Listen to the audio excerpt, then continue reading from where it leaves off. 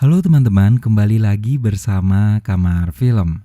Kali ini kita akan membahas sebuah film dengan judul Into the Forest. Adalah film drama horor Kanada tahun 2015 yang ditulis dan disutradarai oleh Patricia Rozema. Film ini berdasarkan pada buku yang ditulis oleh Jean Hageland yang diterbitkan pada tahun 1996. Bercerita tentang kondisi bumi yang mendadak gelap akibat listrik yang tak kunjung juga menyala. Sebuah keluarga yang hidup di tengah hutan akhirnya harus bertahan hidup atas apa yang sudah terjadi. Sebelum kita masuk ke dalam pembahasan, tak bosan-bosan saya mau mengingatkan kalau ini adalah konten full spoiler. Jadi untuk kalian yang memang belum menonton filmnya, saya sangat menyarankan untuk menonton filmnya terlebih dahulu. Karena bagaimanapun, pengalaman menonton film secara utuh akan jauh lebih baik. Jadi langsung saja kita masuk ke dalam isi ceritanya.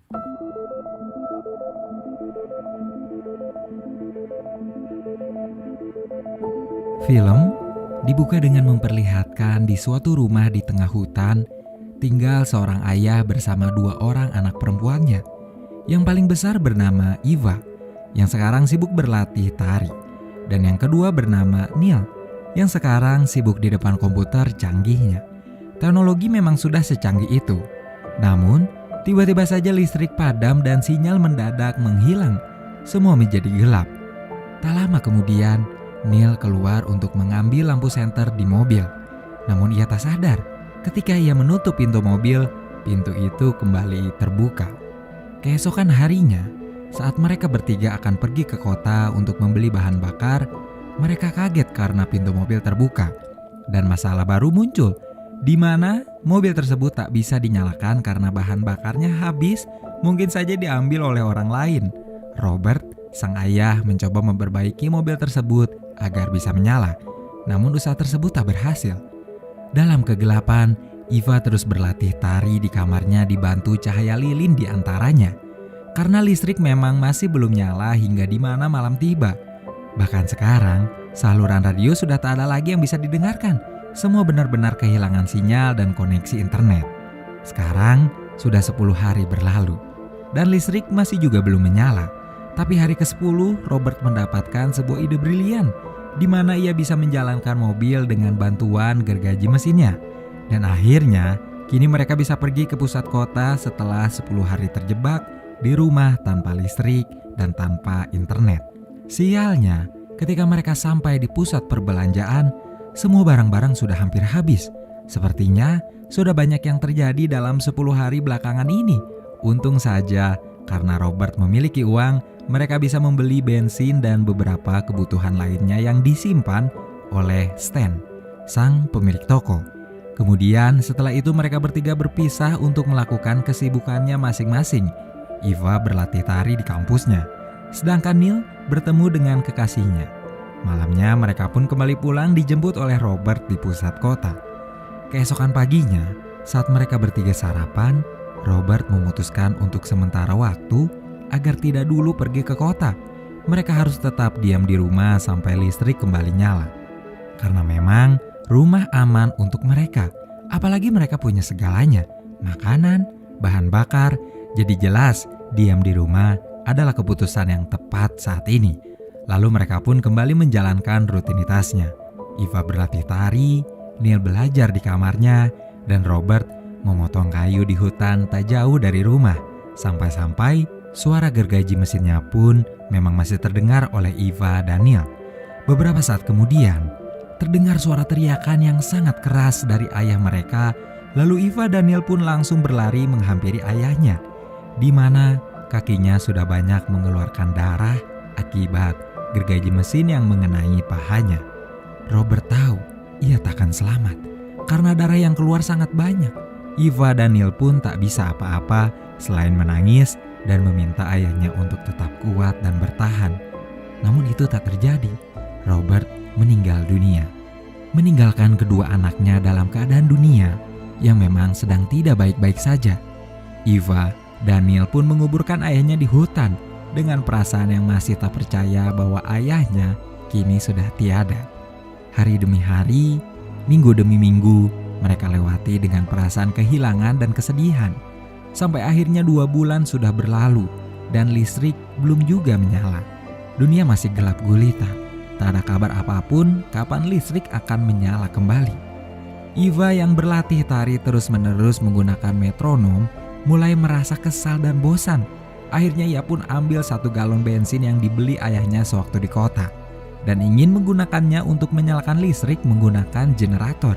Tapi hal tersebut langsung dilarang oleh adiknya karena ia menilai bensin itu harus digunakan ketika hal-hal mendesak saja. Bagaimanapun, bensin itu satu-satunya asuransi hidup mereka berdua. Jelas hal tersebut membuat Iva kesal dan akhirnya mengurung diri di kamar. Kini, Neil pun bertindak sebagai kepala keluarga dengan memasak dan mengurusi Iva. Kesialan mereka terus bertambah, di mana binatang ternak mereka pun diambil oleh orang lain.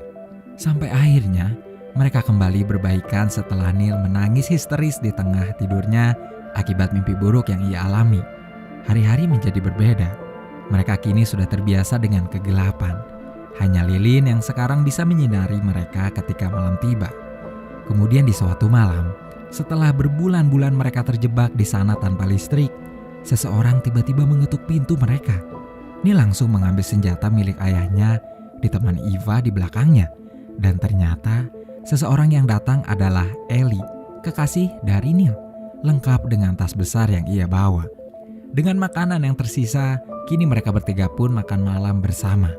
Dan keesokannya, hari-hari Neil menjadi sedikit lebih indah karena kedatangan Ellie. Mereka berdua selalu pergi ke sebuah rumah pohon di tengah hutan suatu siang. Lalu, suatu hari Ellie mengatakan sesuatu. Kalau ada rumor di daerah timur kalau di sana kehidupan berjalan normal, lengkap dengan pekerjaan yang tersedia. Namun sekali lagi, itu masihlah rumor. Tapi meskipun begitu, Ellie memutuskan untuk mengajak mereka berdua untuk ikut bersamanya pergi ke timur.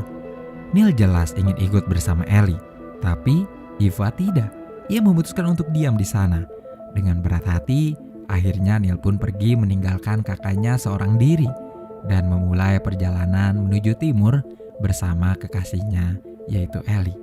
Dengan kesendiriannya, Iva terus berlatih tari di rumahnya. Sedangkan Neil terus berjalan bersama kekasihnya menuju timur. Sampai suatu malam, ketika Neil beristirahat, ia tak bisa tidur dan terus memikirkan kakaknya. Lalu, paginya akhirnya pun ia memutuskan untuk tidak jadi pergi. Bagaimanapun ia tak bisa meninggalkan kakaknya. Kini, Neil pun meninggalkan kekasihnya dan kembali untuk pulang. Ia lari dan langsung memeluk kakaknya. Mereka berdua sadar kalau mereka saling menyayangi dan saling membutuhkan satu sama lain. 6 bulan sudah dunia kegelapan, tanpa listrik dan cahaya. Untuk bertahan hidup, sekarang Iva dan Neil memakan tumbuh-tumbuhan yang mereka ambil di hutan. Mereka berdua kini sudah seperti kembali menuju zaman dulu. Apa yang mereka butuhkan segalanya tersedia di hutan. Keberadaan hutan memanglah membantu manusia. Semoga hutan-hutan terus hijau dan tak kembali terbakar. Kemudian suatu malam, mereka pun memutuskan untuk menggunakan sedikit bahan bakar untuk menyalakan generator agar listrik mereka kembali nyala. Dan ya, akhirnya setelah berbulan-bulan mereka bisa kembali merasakan cahaya. Kesempatan ini tak mereka sia-siakan. Mereka berdua menonton video keluarga, menyaksikan bagaimana kehidupan mereka dahulu sangat bahagia bersama ibu dan ayahnya. Sebelum akhirnya ibunya meninggal karena sakit. Dan lalu disusul ayah mereka karena insiden beberapa bulan yang lalu. Dan setelah beberapa jam, listrik pun kembali padam. Beberapa hari setelahnya, ketika Neil sibuk mengambil tumbuh-tumbuhan di hutan untuk ia makan bersama kakaknya, sedangkan Iva sibuk memotong kayu di halaman rumah, tiba-tiba saja datang seorang lelaki, di mana itu adalah penjual barang-barang di toko di pusat kota, tempat di mana mereka dahulu berbelanja di sana bersama ayah mereka. Entah bagaimana, Stan memang mengetahui kalau ayah mereka meninggal dunia. Mungkin satu-satunya informasi tersebut dari Ellie, yang mungkin saja bertemu dengannya di kota. Karena hanya Ellie yang memang mengetahui kalau ayahnya sudah meninggal. Iva tahu, ia punya firasat buruk tentang lelaki yang datang tiba-tiba ke rumahnya itu. Dan benar saja, tiba-tiba Stan mencengkeramnya dan langsung memperkosa Iva. Ia menangis dan teriak. Tapi pria tersebut tetap melanjutkan aksi bejatnya. dan lalu pergi setelah melakukan hal tersebut dan mencuri bahan bakar yang mereka punya. Neil yang baru tiba langsung menolong kakaknya. Kini Neil langsung menutup rumah mereka dengan kayu agar tak ada satu orang pun bisa kembali masuk ke dalam rumah. Ia tahu sekarang mereka berdua memang dalam keadaan bahaya. Jadi ia terus berjaga hari demi hari lengkap dengan senjata di tangannya. Sedangkan Eva sekarang benar-benar tak bisa diajak untuk bicara. Bahkan ia seperti ketakutan ketika disentuh oleh Neil. Eva benar-benar trauma atas apa yang sudah ia alami. Neil coba terus untuk menghiburnya dengan menyalakan generator dengan bahan bakar yang ternyata sudah ia sembunyikan sebagian sebelumnya. Tapi hal tersebut tak berhasil. Eva masihlah tetap murung dan trauma. 8 bulan sudah waktu berlalu. Dan 8 bulan juga listrik tak kunjung menyala. Makanan pun sudah tersisa sedikit. Trauma Eva belum juga hilang. Bahkan ia butuh keberanian untuk sekedar keluar rumah. Lokasi kejadian di mana ia diperkosa benar-benar menakutkan baginya. Dan akhirnya tangisan pun keluar dari mata Eva. Semua beban dan ketakutan perlahan-lahan mulai keluar dan memudar. Keesokannya ia sudah bisa untuk makan. Kini ia makan dengan sangat lahap. Dan lalu kemudian ia merasa mual dan muntah di kamar mandi. Mereka berdua tahu Eva sekarang dalam kondisi hamil. Dan dengan berani Eva tak ingin menggugurkannya. Ia ingin merawat dan membesarkan anaknya sendiri. Meskipun dalam kondisi bumi yang sudah tak baik ini. 15 bulan sudah waktu berlalu sejak listrik padam. Dan kini perut Eva semakin membesar. Tapi jelas terlihat kini ia sudah menerima apa yang sudah terjadi di hidupnya. Tapi mereka jelas memiliki masalah baru. Rumah yang mereka tinggali pelan-pelan sudah mulai rusak. Akibat tak ada perawatan apapun semenjak ayahnya meninggal.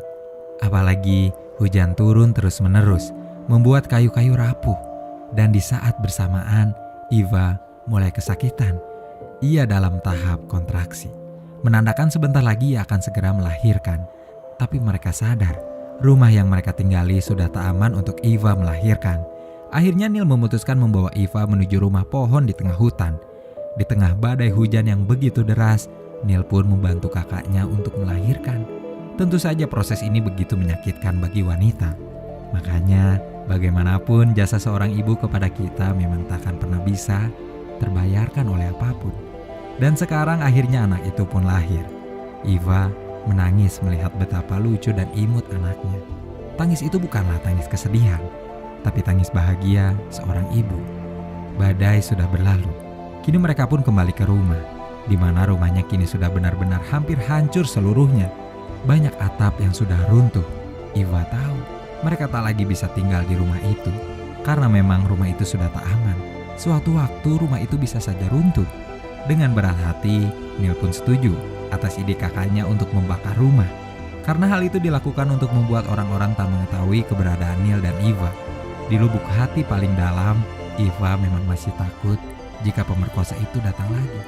Kini, saat sudah membawa barang-barang penting yang harus mereka selamatkan, Neil pun mulai membakar rumahnya. Tempat di mana segala kenangan tercipta. Tentang ayahnya, tentang ibunya, tentang keluarga yang ia punya sebelum bencana ini datang. Dan kini, rumah itu pun sudah sepenuhnya terbakar. Sekarang mereka berdua siap untuk pergi. Masuk ke dalam hutan dengan cuaca yang kurang mendukung. Mereka berdua tinggal di rumah pohon di tengah hutan. Neil dan Eva pun akan sepenuhnya hidup seperti manusia pada zaman dahulu, di mana sumber kehidupan berasal dari hutan. Dan memang sebenarnya sampai sekarang pun manusia butuh hutan, bukan? Jadi ayo kita sama-sama jaga hutan kita. Lalu film pun selesai. Film Into the Forest memang bukanlah sebuah film disaster seperti biasanya. Sang sutradara Patricia Rozema memang lebih menampilkan konflik internal antara Neil dan Eva yang berusaha bertahan hidup di tengah kondisi listrik yang padam dan tak juga kunjung menyala. Tapi justru hal tersebut membuat film produksian A24 ini menjadi lebih memukau. Sejatinya saya pribadi ketika menonton film ini bukan hanya mendapatkan pengalaman menonton film disaster seperti biasanya, tapi ada nilai-nilai yang jika ditelaah lebih dalam, maka hal tersebut membuat saya semakin kagum atas apa yang saya saksikan di layar sekitar 2 jam ini. Kredit lebih jelas harus disematkan kepada penulis cerita Gene Hegland dan sang sutradara Patricia Rozema yang sejujurnya benar-benar berhasil membungkus film ini menjadi sebuah tontonan yang sangat menghibur. Membuat cerita yang sebenarnya sederhana ini menjadi sebuah cerita yang kompleks dan kuat. Ditambah kedua pemeran kakak beradik, Ellen Page dan Evan Rachel Wood, yang memerankan karakternya dengan sangat brilian. Membuat semua elemen bersatu padu menjadi sebuah tontonan yang tak boleh kalian lewatkan. Segitu saja teman-teman pembahasan film kita kali ini. Terima kasih untuk kalian yang menonton konten ini sampai akhir. Dan juga terima kasih sebanyak-banyaknya untuk kalian yang menanti-nanti konten dari Kamar Film. Sekali lagi terima kasih. Dan wassalamualaikum warahmatullahi wabarakatuh.